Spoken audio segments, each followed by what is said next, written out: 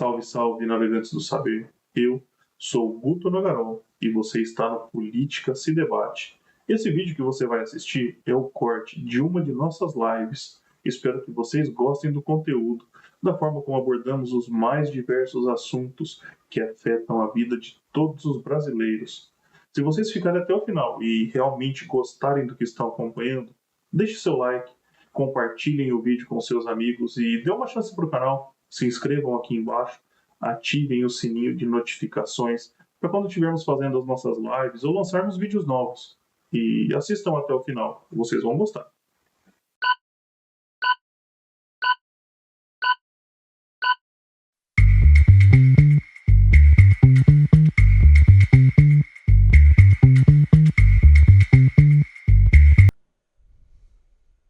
Estão lá em Brasília, meu amigo, você pode ter certeza. O mundo é um lugar bem melhor com bilionários.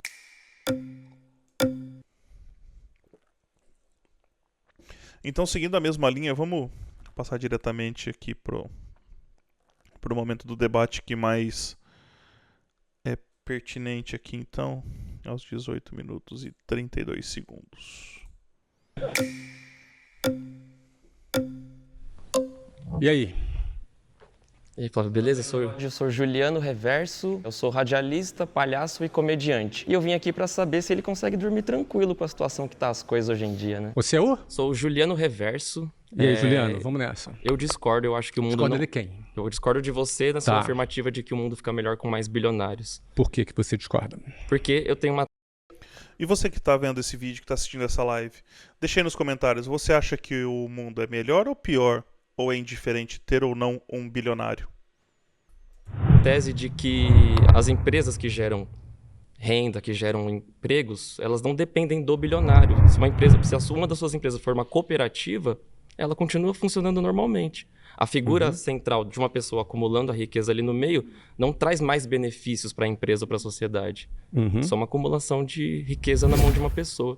Por exemplo, se o dinheiro que você tem fosse brigadeiro, você conseguiria comer tudo? Não. Claro que não. Claro você que não. passaria mal, Isso, exatamente. enquanto muita gente que tem vontade de comer brigadeiro não vai poder comer. Qual é a solução, na tua visão? A solução. Vamos fazer uma pausa aqui então para reagir a esse primeiro momento, para a gente não perder o raciocínio. Na visão dele, então, de Juliano Reverso, parece um NPC o nome do cara. A empresa não necessariamente ela precisa ter um bilionário. Se ela fosse uma cooperativa, uma junção de pessoas administrando. Isso é o clássico pensamento socialista, onde, ou posteriormente comunista, embora ele talvez não tenha sido doutrinado nesse estudo, onde as empresas privadas não existem, ela não tem um dono central. O Estado é dono das empresas no socialismo e no comunismo, o cidadão comum, as pessoas são donas da empresa. Mas veja bem, o empresário é aquela pessoa responsável por gerenciar, organizar e antecipar as necessidades do mercado. Exatamente, antecipar as necessidades do mercado. Se ele acerta as suas previsões, a empresa tem lucro. Se ele erra as suas previsões, a empresa tem prejuízo. Afinal de contas, você erguer uma fábrica e começar a produzir leva anos. Não é num estalar de dedos que isso irá acontecer. Um outro ponto aqui que nós temos que analisar, ele faz a comparação da riqueza de um bilionário com um alimento, com brigadeiros. O que, infelizmente, prejudica e distorce a maneira como ele analisa. Pois sim, de fato, se Flávio Augusto tivesse 1 bilhão de brigadeiros, ele não conseguiria comer. E esses outros brigadeiros que foram produzidos não serviriam de nada. Poderiam parecer que não serviriam de nada. Pois, na visão dele, pessoas que gostariam de consumir brigadeiro não teriam. Mas veja bem, Flávio Augusto possui uma escola de inglês, que dentro dessa estrutura possui secretários, possui professores, possui faxineiros, outros cargos. Eles consomem tecnologia, energia elétrica, água, café, consumíveis, alimentação. E isso tudo é uma cadeia interligada gerando riqueza em diversos setores. Além disso, a riqueza acumulada por um bilionário, ela geralmente está num banco. E ao se colocar dinheiro em bancos, você alimenta o sistema financeiro. Ao ter mais capital, ao ter mais dinheiro disponível no mercado financeiro, isso faz com que as taxas de juros baixem, os juros caiam e mais investimentos aconteçam, gerando novos empregos. Então, a visão dele é um tanto quanto distorcida quando ele tenta colocar brigadeiros nessa comparação, pois brigadeiros, uma vez produzidos, você não tem como usá-los para outros fins. Mas um empresário, ao gerar riqueza, ele pode usar esse capital para novos investimentos, comprar outras empresas, ampliar a estrutura que já possui, e ainda que não o faça, irá reduzir a taxa de juros, permitindo que, inclusive você, cidadão comum, compre os seus bens a prazo, pois as taxas de juros serão menores. Mas vamos seguindo aqui então. Eu acho que passa por distribuição da riqueza. Porque, assim, por Como exemplo... é que seria essa distribuição? Aí acho que é com o Estado, né? Sim, mas como é que o Estado deveria fazer essa distribuição? Eu acho que ele tem que... taxação de imposto, taxação de grandes fortunas, Taxação de grandes... Você acha que a taxação de grandes fortunas acabaria com a pobreza no Brasil? Eu não acho que acabaria com a pobreza, mas eu acho que reduziria muito o abismo social que existe entre uma pessoa muito rica e uma pessoa... Vamos lá. A presidente do Partido dos Trabalhadores, a Gleisi Hoffmann, apresentou um projeto para a taxação das grandes fortunas. Nesse projeto que ela apresentou, a previsão é de se gerar 20 bilhões de reais por ano em receitas oriundas da taxação das grandes fortunas. 20 bilhões de reais é equivalente à arrecadação que o Estado faz de impostos em apenas 2 dias. Então você acredita que taxar as grandes fortunas resolveria o problema? E note bem, eu não sou contra taxação dos mais ricos. Não sou contra. Tá? Aliás, eu sou até a favor. É que eu acho que não... Só que eu só quero te mostrar um número. Às vezes a expectativa que a pessoa cria é que não, isso vai resolver o problema. São 20 bilhões de reais, que é apenas 2 dias de taxação. Mas eu não acho que resolve o problema, mas eu acho que não tem pílula dourada. Só que eu acho que todos os movimentos em prol de diminuir a desigualdade no país é louvável. Assim, eu contribuo... Você acha que seria... Para ele, então, a solução seria a redistribuição de renda, a taxação das grandes fortunas. Eu fiz uma conta. Vamos aqui... Eu vou tentar pôr na tela para vocês. Aqui, bilionários.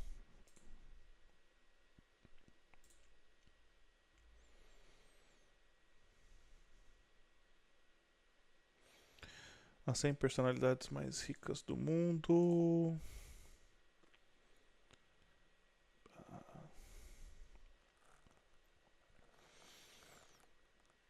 Opa. 100 personalidade. Deixa eu só encontrar aqui para nós.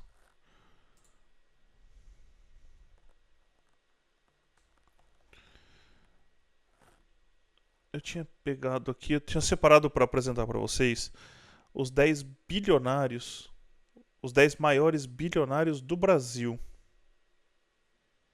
Aqui. Então nós temos Eduardo Saverin, que é um dos cofundadores do Facebook, com uma fortuna estimada em 31,8 bilhões de dólares. Vicky Safra e família, Banco Safra, aproximadamente 21 bilhões de reais. Jorge Paulo Lemann e família, 16,6. André Esteves, do Banco BTG, 7,3. Carlos Alberto Sicupira, 3G Capital, sócio de Jorge Paulo Lemann, 7,3. Fernando Roberto Moreira Salles, Itaú Unibanco, 6,7. Pedro Moreira Salles, seu irmão, Itaú Unibanco, 6,3. Miguel Krisner, Grupo Boticário, grupo brasileiro, um grupo grande, 6,1 bilhões de dólares. Joesley e Wesley Batista, que todos nós conhecemos bem. Nós sabemos bem das ligações obscuras com o Estado, com o governo brasileiro.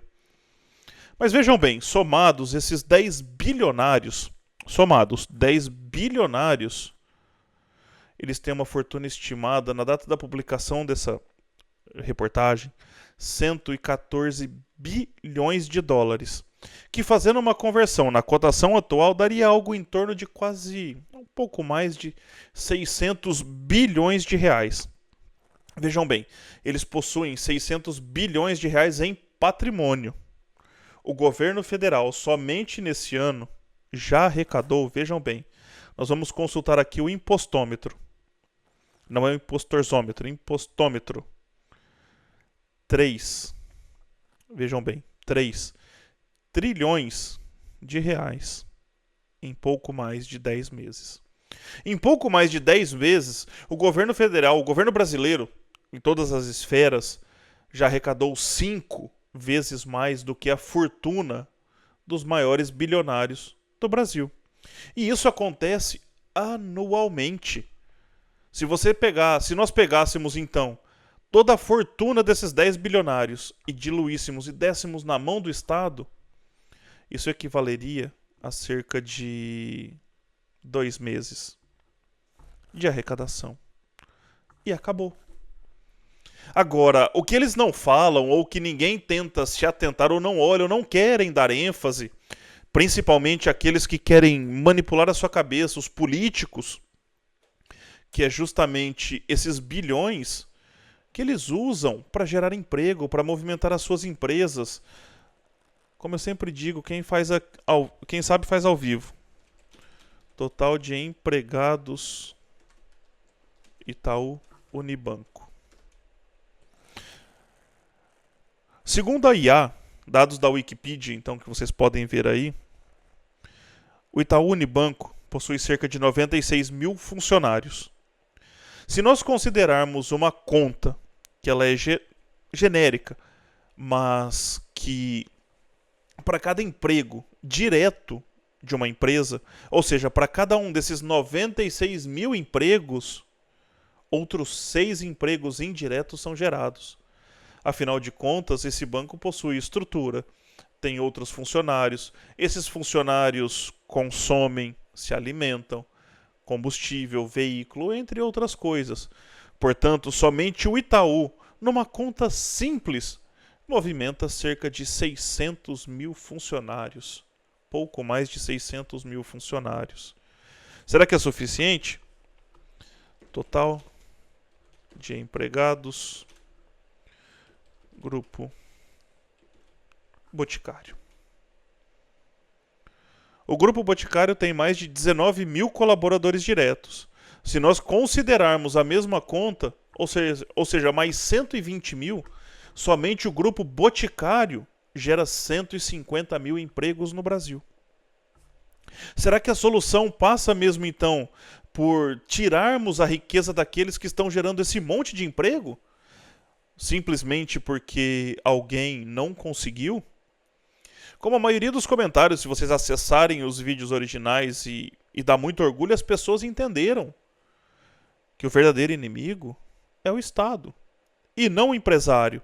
E que aqueles que não conseguiram o sucesso, que não atingiram aquilo que eles chamam de sucesso, não querem ter aquilo que os bilionários têm, mas querem que eles estejam na mesma situação deles. Não querem melhorar de vida, mas querem que o outro piore. Agora, nós já temos que a base do problema é o Estado, então cobrar mais imposto e dar mais ainda na mão do Estado? Sério? É tirar de quem produz para dar para o Estado? Isso é um problema porque é um pensamento, como eu disse, que está enraizado. Está enraizado numa grande parte da população brasileira, que compra esse discurso, afinal, ele é mais fácil. É mais fácil eu vender a culpa sendo do outro do que ela não sendo minha. Como eles disseram no começo, como a professora disse no começo, o Flávio Augusto saiu da periferia, pegava ônibus para trabalhar.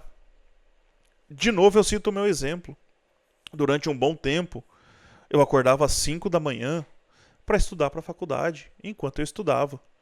Trabalhava o dia todo, pegava ônibus para ir e para voltar. E era obrigado a ouvir na escola, na faculdade, que eu só tirava boas notas porque eu estudava. É claro, eu estou ali para isso. É claro que não foi fácil. Por muitas vezes eu dormia menos de 4 horas. Mas eu lutava e eu sabia que aquilo ali era para eu ter uma condição, para eu ter uma oportunidade de um futuro melhor. Não é uma garantia que eu vou conseguir, mas era o esforço que eu podia fazer. Podia passar o tempo me vitimizando, como é a maioria do que nós vamos ver aqui agora, do que nós vamos ver aqui hoje? Poderia. Simplesmente é muito mais fácil. Mas eu assumi a responsabilidade. Trouxe para mim. Reconheci os valores que meus pais, que minha mãe me passou principalmente. Afinal, como eu disse, aos 9 anos de idade, meu pai deixou a minha casa. E eu pouco convivi com ele depois disso.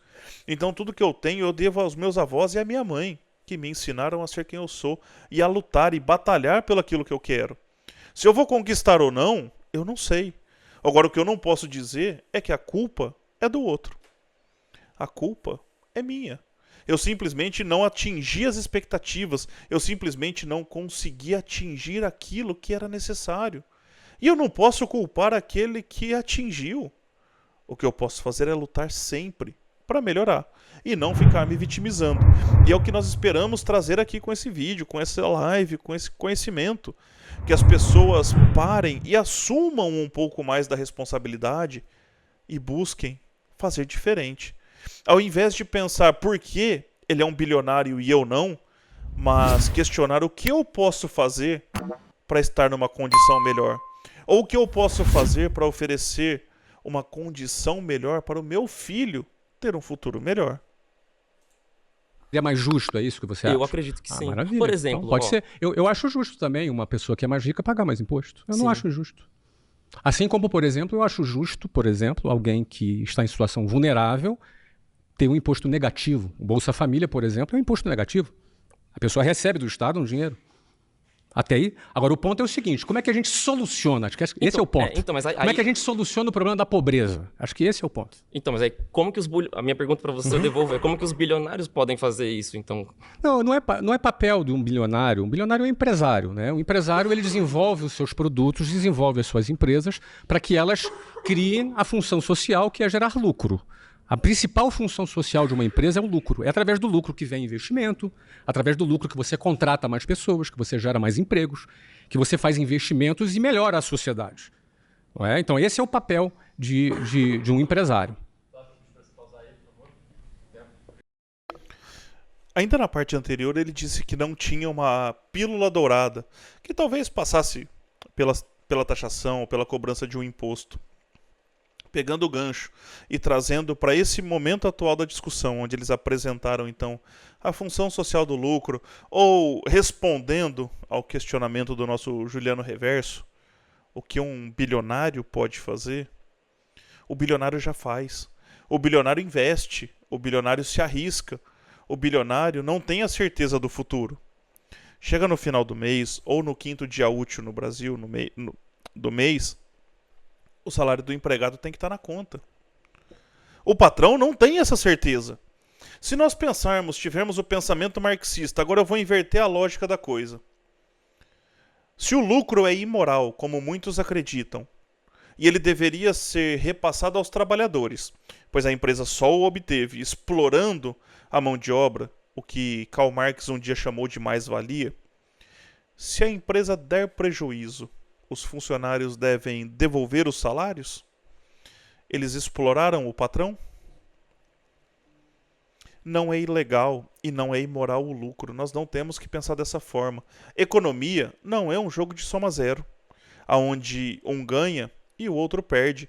O empresário recebe o dinheiro que o cliente, livremente, espontaneamente, decidiu trocar por um bem que aumenta a sua satisfação. Esse dinheiro que a empresa recebe, ele será destinado para as mais diversas coisas. E como o Flávio Augusto disse, a função social de uma empresa é gerar o lucro. O lucro que é incerto no início do investimento, quando o empresário arrisca o seu capital. E que não é garantia nenhuma de que irá se repetir, inclusive. E como eu disse, esse é o lucro que, de certa forma, ou de todas as maneiras, irá gerar mais empregos. Seja na própria empresa que está lucrando, pois ela vai ampliar as suas operações, seja para o próprio investidor, para o próprio dono da empresa, para o próprio bilionário que vai investir num novo negócio, seja das pessoas que irão se beneficiar desse crédito disponível no mercado. A pergunta correta aqui não é o que um bilionário pode fazer para reduzir a desigualdade ou acabar com a pobreza. Mas a pergunta que nós devemos fazer aqui é como o Estado impede o fim da pobreza. Esse é o pensamento, esse é o tema central. É aqui que nós devemos focar a nossa análise. O bilionário não é o culpado.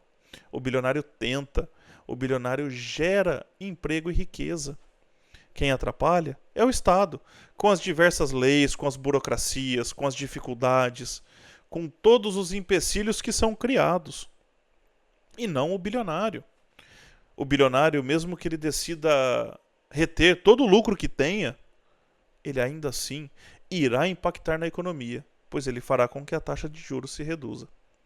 E agora, respondendo ao Flávio Augusto, se ele acha justo, vejam bem, ele diz que ele acha justo. Ele não diz que ele tem que pagar mais imposto. Mas tem muitos pseudo-empresários de esquerda que financiam movimentos de esquerda, como Bill Gates mesmo já disse, que acha que paga pouco imposto e que deveria pagar mais. Falo agora para os brasileiros, pesquisem no Google, se você é um empresário e acha que paga pouco imposto, se você é um cidadão de classe média alta, que tem aí a sua renda considerável e acha que paga pouco imposto, digita no Google, boleto IRPF 2025 ou 2026, quando estiver vendo esse vídeo. Emitir DARF para pagamentos de tributos. Você pode emitir um DARF. Emita ele com qualquer coisa que seja. Venha aqui iniciar e escolha qualquer tema que você queira. E entregue seu dinheiro para o Estado. Se você acha que você paga pouco imposto e quer entregar o seu dinheiro para o governo, o faça. Mas não cobre que os outros façam por você, pois isso já é proselitismo. Mas aqui eu espero que tenha ficado claro esse ponto. O grande culpado é o Estado. Não é o que o bilionário pode fazer, mas é como o Estado interfere na vida do trabalhador. Como o Estado prejudica o trabalhador. E como podemos mudar a estrutura do Estado e a condição atual do Brasil para que os bilionários possam investir ainda mais e gerar ainda mais empregos no Brasil. Mas vamos passar aqui então para o próximo tema. Bom, apenas para nós finalizarmos aqui então e responder a pergunta que na verdade ficou ali um pouco perdida. O mundo é ou não um lugar melhor com bilionários? Sim, o mundo é melhor com bilionários, pois os bilionários foram aqueles capazes de gerar riqueza, riqueza que se permeou pelo mundo todo. Como eu usei o exemplo do Banco Itaú, com cerca de 96 mil funcionários e mais quase 600 mil empregos indiretos gerados. Portanto, foi a partir de um negócio, a partir de uma empresa e de um bilionário que capitalizou em cima daquilo ali, que 700 mil vidas no Brasil são impactadas. Direta ou indiretamente. Portanto, o mundo sim fica melhor com um bilionário. Pois à medida que temos mais bilionários, temos mais empresas que faturam muito, que são capazes de gerar muitos empregos e de impactar as vidas no mundo todo.